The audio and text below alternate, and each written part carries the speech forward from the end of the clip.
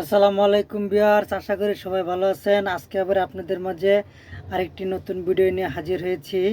আজকে এই তিনটি প্যাডেল সম্পর্কে কথা বলবো। এই প্যাডেলটি হচ্ছে আপনার ক্লাস বলে, ড্রাইভিং ভাষায় এটি হচ্ছে ক্লাস। এটাতে পাড়া দিলে শুধু গিয়ার চেঞ্জ হবে। আর এই মাঝখানের প্যাডেলটি হচ্ছে ব্রেক।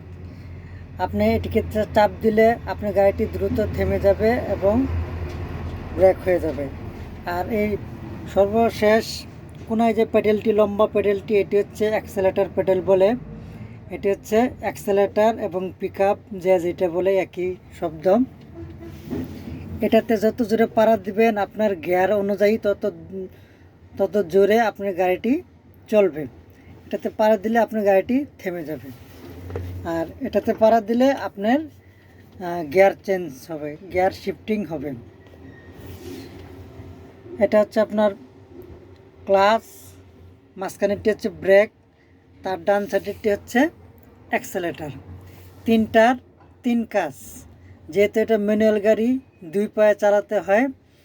আপনার বাম পা শুধু ক্লাসের জন্য, বাম পাটা ইউজ করা লাগে শুধু ক্লাসের জন্য। আর ব্রেক আর অ্যাক্সেলেটার ডান পা ইউজ করতে হয়। ডান পায়ের কাজ হচ্ছে এই দুইটাকে কন্ট্রোলিং করতে হবে।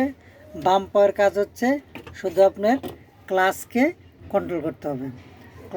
ক্লাসটা আপনার গিয়ার চেঞ্জ করার পরে ফুল ক্লাস চেপে 1 নাম্বার গিয়ারে ফালিয়ে ক্লাস ছাড়তে হবে।